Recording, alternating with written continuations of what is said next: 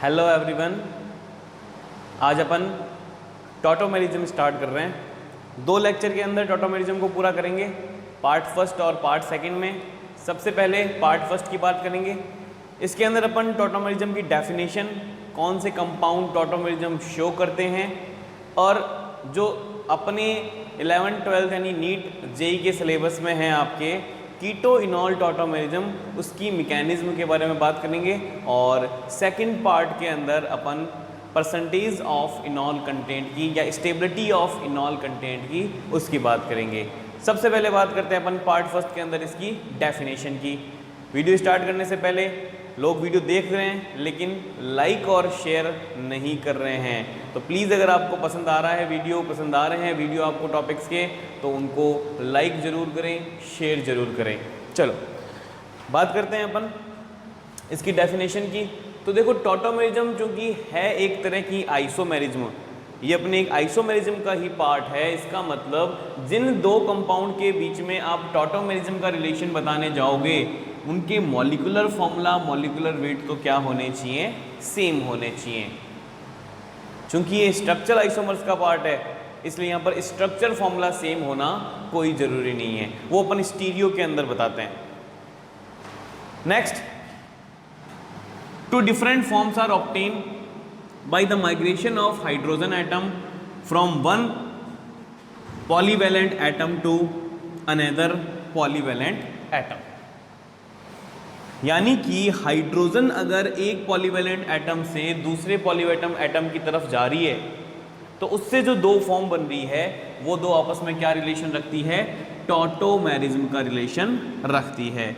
एक सिंपल से एग्जांपल की बात करूं तो मेरे पास है ये इस तरह से एक एसिड एल्डिहाइड, सही है। इस एसिड एल्डिहाइड में अगर ये यहाँ से हाइड्रोजन H+ के फॉर्म में बाहर निकल जाए और ये बॉन्ड के इलेक्ट्रॉन पाई बॉन्ड में कन्वर्ट हो जाए, ये सिग्मा बॉन्ड के इलेक्ट्रॉन पाई बॉन्ड में कन्वर्ट हो जाए, तो इस कार्बन पर इलेक्ट्रॉन ज़्यादा हो जाएंगे, तो ये इलेक्ट्रॉन आगे की तरफ ट्रांसफ़र कर देगा। यहाँ पर नेगेटिव चार्ज आएगा, यहाँ से H+ बाहर निकली हुई है, ये इसके ऊपर लग जाएगी, आपको मिल जाएगा CH2 डबल बॉन्ड CHOH।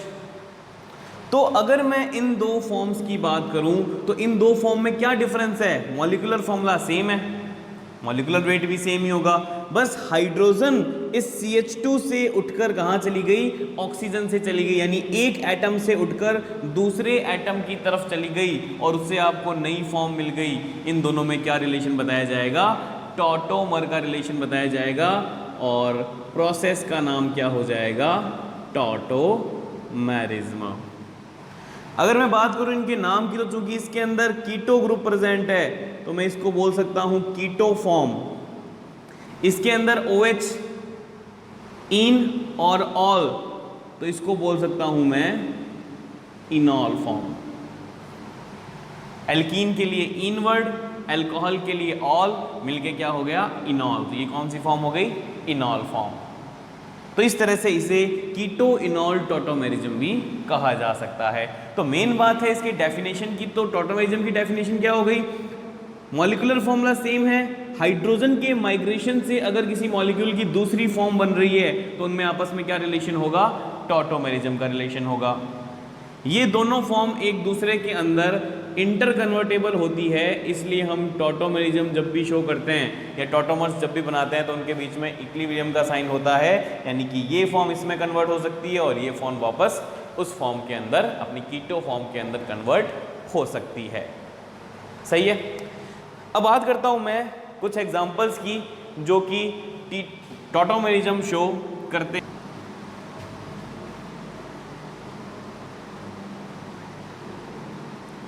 ये गया यहाँ पर, ये यहाँ पर, ये यहाँ गया, आपको मिल गया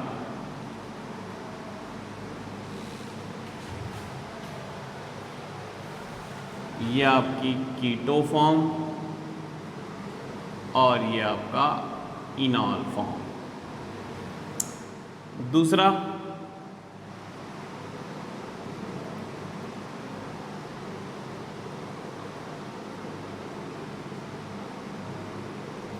नाइट्रोएल्केन, इसके अंदर नाइट्रो ग्रुप प्रेजेंट है तो मैं इसको बोल सकता हूँ नाइट्रोफॉर्म।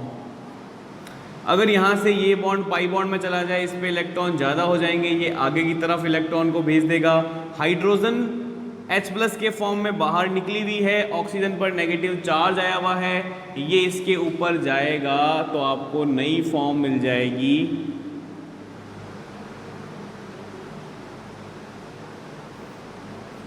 इसको बोला जाता है एसिनाइट्रोफॉर्म। टॉटोमेरिज्म का नाम क्या हो जाएगा? Nitro एसिनाइट्रो tautomerism. थर्ड बात करता हूं मैं,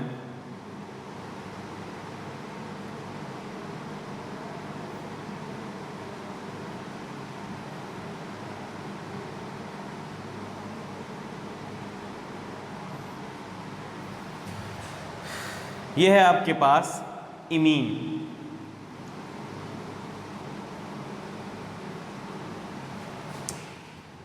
सही है। ये गए पाई बॉन्ड के अंदर, ये इलेक्ट्रॉन निकल गए आगे की तरफ, तो देखो आपको क्या मिला,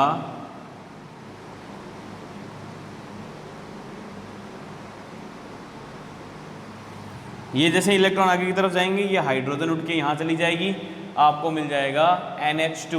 इसको बोला जाता है इनामीन। क्या बोला जाता है इसको? इनामीन। टॉटोमेरिज्म का नाम क्या हो जाएगा? Imine enamine tautomerism.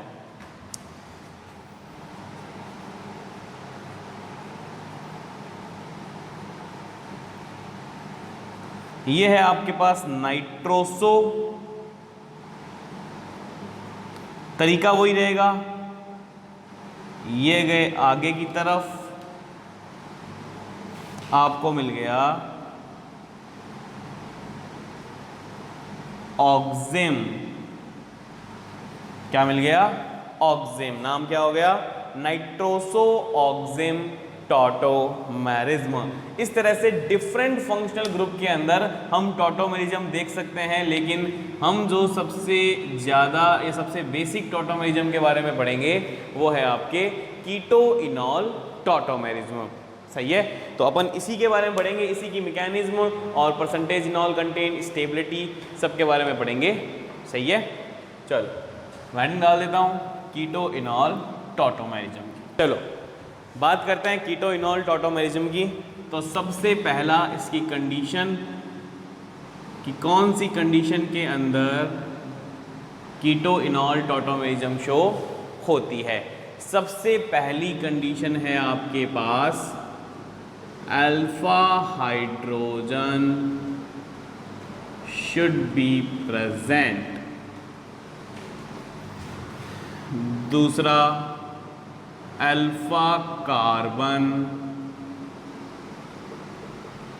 Must be sp3 hybridized, यानी मॉलिक्यूल में अल्फा हाइड्रोजन प्रेजेंट होनी चाहिए और अल्फा कार्बन sp3 हाइब्रिडाइज्ड होना चाहिए। चलो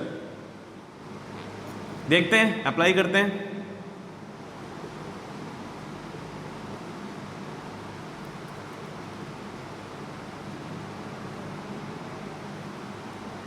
मैंने एग्जांपल लिया एसीटोन, मुझे इसके अंदर कीटो इनॉल टॉटोमेरिज्म शो करनी है। इसके अंदर ये कीटो ग्रुप है तो ये इसकी कीटो फॉर्म है, मुझे इसको किस में कन्वर्ट करना है?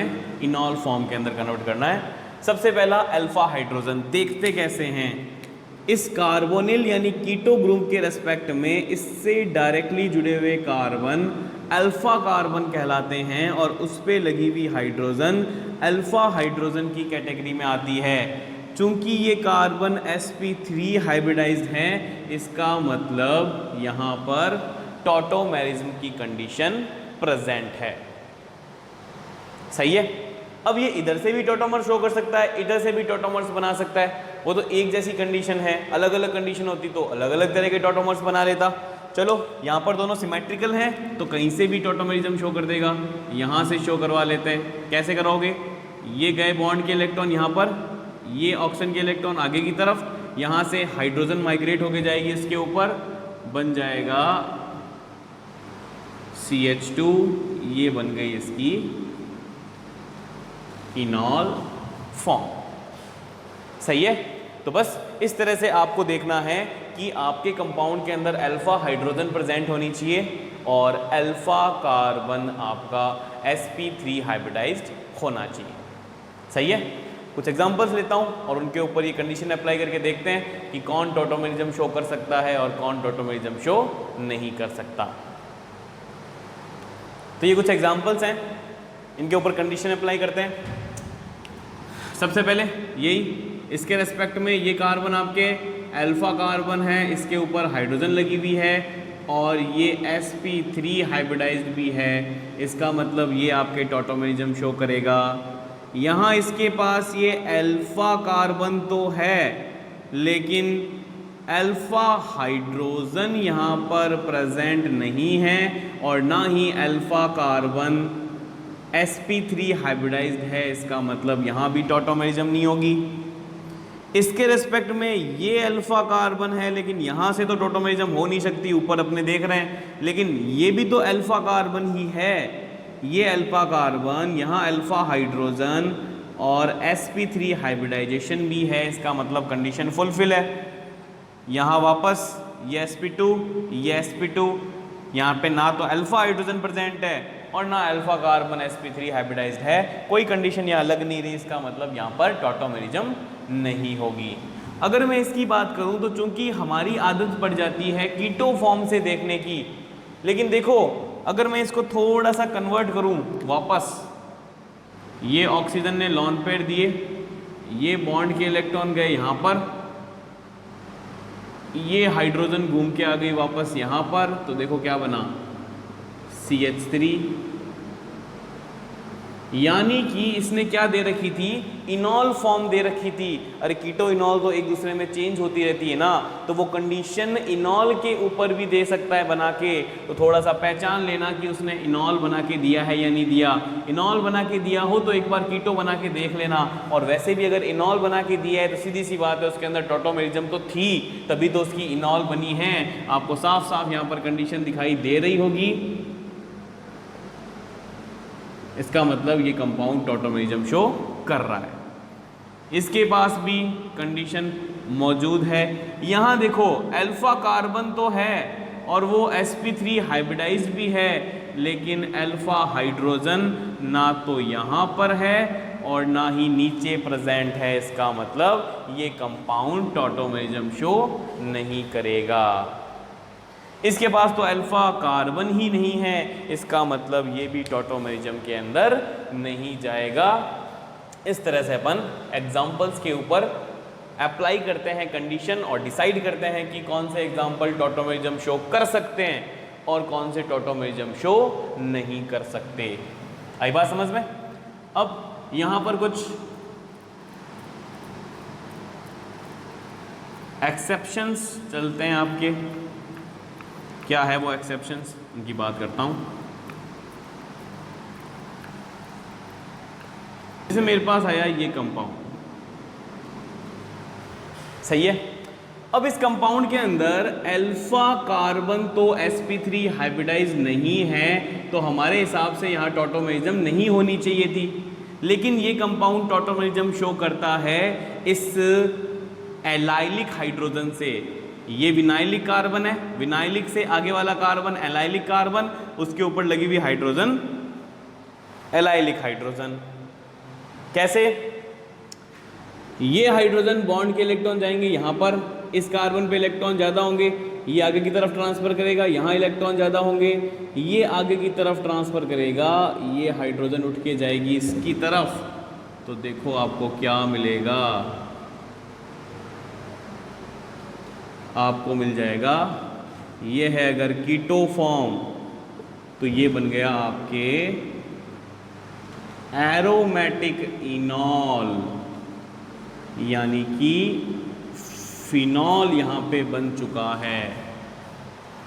कंडीशन नहीं थी लेकिन फिर भी टॉटोमेरिज्म शो की, एक आगे वाले कार्बन से शो की, क्योंकि बनने वाला कंपाउंड एरोमेटिक था जिसकी स्टेबिलिटी बहुत ज़्यादा थी। तो बहुत ज़्यादा स्टेबिलिटी बढ़ाने के लिए इसने एलाइलिक हाइड्रोजन से भी टॉटोमेरिज्म शो कर दिया। नॉर्मली टॉटोमेरिज्म के अंदर पास वाला कार्बन भाग लेता है, लेकिन यहाँ पर पास वाले कार्बन ने नहीं भाग लेके एलाइलिक कार्बन ने, एलाइलिक हाइड्रोजन ने भाग लिया, यानी टॉटोमेरिज्म थोड़ी आगे चली गई, थोड़ी विस्तारित हो गई, इसलिए इसको बोला जाता है एक्सटेंडेड टॉटोमेरिज्म, क्योंकि नॉर्मल जगह से टॉटोमेरिज्म शो नहीं हुई है।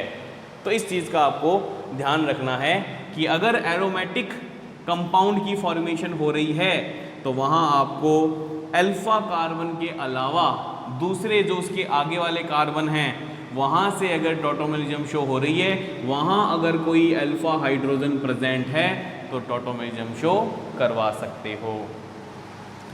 दूसरी कंडीशन है आपके पास ब्रिज कंपाउंड। सही है, कौन सी कंडीशन है आपके पास? Bridge compound. देखो ब्रिज कंपाउंड में अगर मैं इस कार्बन की बात करूं तो ये मेरा अल्फा कार्बन है, ये sp3 हाइब्रिडाइज है और यहाँ हाइड्रोजन भी लगी है, तो जितनी कंडीशन चाहिए थी वो सारी फुलफिल है, तो हमारे हिसाब से तो यहाँ टॉटोमेरिज्म होनी चाहिए थी। चलो मान लेते हैं एक बार यहाँ पर टॉटोमेरिज्म है, तो जब मैं इसका टॉटोमर बनाऊंगा तो ये बॉन्ड के इलेक्ट्रॉन यहाँ आएंगे, ये आगे की तरफ, और ऑक्सीजन पर हाइड्रोजन जाने की वजह से ये कंडीशन बन जाएगी। देखो ये ब्रिज हेडेड कार्बन का हाइब्रिडाइजेशन क्या हो गया? sp2 हो गया। और ब्रेडिट्स ने एक रूल दिया है, मैंने जीओसी में आपको पढ़ाया था, ब्रेडिट्स रूल, और ब्रेडिट्स रूल कहता है कि ब्रिज हेडेड वाला कार्बन कभी भी sp2 नहीं बन सकता, यानी प्लेन में नहीं आ सकता। इसका मतलब ये प्रोसेस नहीं हो सकता। इसलिए हम कहते हैं कि ब्रिज हेडेड वाली हाइड्रोजन कभी भी टॉटोमेरिज्म में भाग नहीं लेती। मेंशन कर लेना, ब्रिज हेडेड वाली हाइड्रोजन कभी भी टॉटोमेरिज्म में भाग नहीं लेगी, क्योंकि जब भी ये टॉटोमेरिज्म में जाएगी इस बॉन्ड को प्लेनर कर देगी, इस कार्बन को प्लेनर कर देगी, और ये कार्बन कभी भी प्लेनर नहीं हो सकता। यानी कि ये कंपाउंड ब्रिज हेडेड हाइड्रोजन से टॉटोमेरिज्म शो नहीं कर सकता। इसके अलावा ये जो हाइड्रोजन्स हैं, नॉर्मल हाइड्रोजन्स, यहाँ से टॉटोमेरिज्म शो हो सकती है, सिर्फ ब्रिज हेडेड पोजीशन से टॉटोमेरिज्म नहीं हो सकती। तो ये दो चीज़ों को आपको यहाँ पर ध्यान में रखना है। आई बात समझ में? तो ये एग्जांपल्स हैं जिसके थ्रू अपन पता करते हैं कि कहाँ टॉटोमेरिज्म है या टॉटोमेरिज्म नहीं है। तो एक तो क्वेश्चन यहाँ से बन सकता है, सही है। अब आगे इसमें अपन बात करते हैं इसकी मैकेनिज्म की, कि किस तरह से कीटो इनॉल के अंदर चेंज होता है, मैकेनिज्म के थ्रू, यानी स्टेप बाय स्टेप कौन से प्रोसेस इसके अंदर इंक्लूड होते हैं। तो अपन बात करते हैं कीटो इनॉल टॉटोमेरिज्म के मैकेनिज्म की। देखो इसकी मैकेनिज्म दो मीडियम के अंदर पढ़ते हैं। सबसे पहले बात करता हूँ बेसिक मीडियम में। बेसिक मीडियम में किस तरह से कीटो इनॉल टॉटोमेरिज्म कंप्लीट होती है। मैंने ले लिया, मान लो यही आपके एसिटाल्डिहाइड एग्जाम्पल, सही है। क्योंकि बेसिक मीडियम के अंदर हो रहा है, इसका मतलब सबसे पहले किसका अटैक होगा? OH माइनस का अटैक होगा। यहाँ से H प्लस जाएगी, बॉन्ड के इलेक्ट्रॉन देकर, या चलो स्टेप बाय स्टेप कर लेते हैं। यहाँ से H प्लस जाएगा, H2O की फॉर्मेशन करेगी, आपको मिलेगा CH2, C double bond H, ये नेगेटिव। नेक्स्ट स्टेप के अंदर क्या होगा? ये नेगेटिव जाएगा यहाँ पर, और ये बॉन्ड के इलेक्ट्रॉन चले जाएंगे यहाँ पर, यानी कि आपने क्या शो किया है यहाँ पर? रेजोनेंस शो किया है, कॉन्जुगेशन किया है, यानी रेजोनेटिंग स्ट्रक्चर बनाई। तो आपको मिल गया CH2 double bond O minus H, सही है। ये इसकी रेजोनेटिंग स्ट्रक्चर बनी है। नेगेटिव उठ के कहाँ चला गया? ऑक्सीजन के ऊपर। वो जो वाटर का इस मॉलिक्यूल पहले स्टेप के अंदर बना था वो दोबारा यहाँ पर डिसोशिएट होगा, H plus OH minus, H plus चला जाएगा ऑक्सीजन पर, और OH माइनस वापस सॉल्वेंट को लौटा के हिसाब कर देंगे बराबर, आपको मिल जाएगा CH2 डबल बॉन्ड, ये थी कीटो फॉर्म, ये बन गया आपकी इनॉल फॉर्म। अगर मैं इसको फर्स्ट स्ट्रक्चर से डिनोट करूं, इसको सेकंड स्ट्रक्चर से डिनोट करूं, इसको थर्ड स्ट्रक्चर से डिनोट करूं, इसको फोर्थ स्ट्रक्चर से डिनोट करूं, तो मैं कह सकता हूं कि फर्स्ट और फोर्थ के अंदर क्या रिलेशन आएगा, टॉटोमर्स का रिलेशन आएगा, जबकि सेकंड और थर्ड ये क्या रिलेशन रखेगी, ये रेजोनेटिंग स्ट्रक्चर का रिलेशन रखेगी। यानी कि सेकंड और थर्ड क्या है आपके पास, रेजोनेटिंग स्ट्रक्चर्स हैं। सही है। तो ये है बेसिक मीडियम के अंदर इसकी मैकेनिज्म। अगर मैं एसिडिक मीडियम में इसकी मैकेनिज्म की बात करूं, पहला स्टेप इसका चेंज हो जाएगा, OH की जगह कौन आएगा, H+ आकर अटैक करेगा।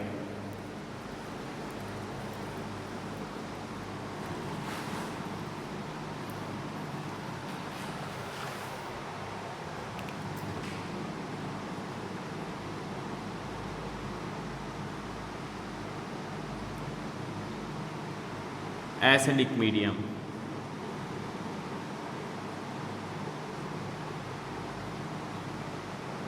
सबसे पहले H+ आएगा और अटैक करेगा लॉन पेयर वाली इस ऑक्सीजन पर, बन जाएगा आपके पास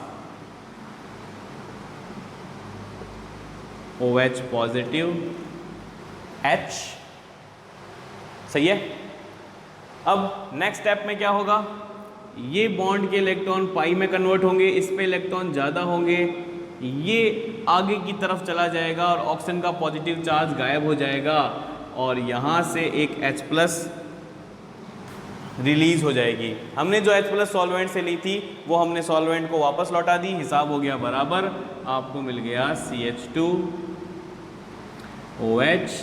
H। कौन सी फॉर्म बन गई, इनॉल फॉर्म। ले क्या रखा था, keto enol tautomerism in acidic medium. सही है। तो दोबारा देख लो, H+ ने ऑक्सीजन पे अटैक किया। ऑक्सीजन पे क्यों किया, क्योंकि ऑक्सीजन के पास लॉन पेयर्स हैं, इसके पास इलेक्ट्रॉन की कमी है, इलेक्ट्रॉन डेफिशिएंट स्पीसीज है, तो इलेक्ट्रॉन रिच स्पीसीज के पास जाएगी। कंडीशन बन जाएगी आपके पास ऑक्सीजन पे पॉजिटिव H, यहाँ पर होगी शिफ्टिंग या मैं बोल सकता हूँ रीअरेंजमेंट। ये एक तरह से क्या हो गया, रीअरेंजमेंट ही हुआ है, बॉन्ड्स का रीअरेंजमेंट हुआ, ऑक्सीजन के ऊपर पॉजिटिव चार्ज गायब हो गया और H+ हमने सॉल्वेंट को वापस लौटा दिया, क्या बन गया हमारा, वापस इनॉल फॉर्म बन गई। सही है। तो ये इस तरह से कीटो इनॉल टॉटोमेरिज्म की मैकेनिज्म बताई जाती है। आज की वीडियो में बस इतना ही। इसके नेक्स्ट पार्ट के अंदर मैं लेके आऊँगा परसेंटेज ऑफ इनॉल कंटेंट कैसे डिसाइड किया जाता है, यानी इनॉल फॉर्म की स्टेबिलिटी कैसे डिसाइड की जाती है। क्वेश्चन वहाँ से बनता है, उस वीडियो को ज़रूर देखिएगा। आज का वीडियो अगर आपको पसंद आया तो वीडियो को लाइक कीजिए, चैनल को शेयर एंड सब्सक्राइब ज़रूर कीजिए। Thank you.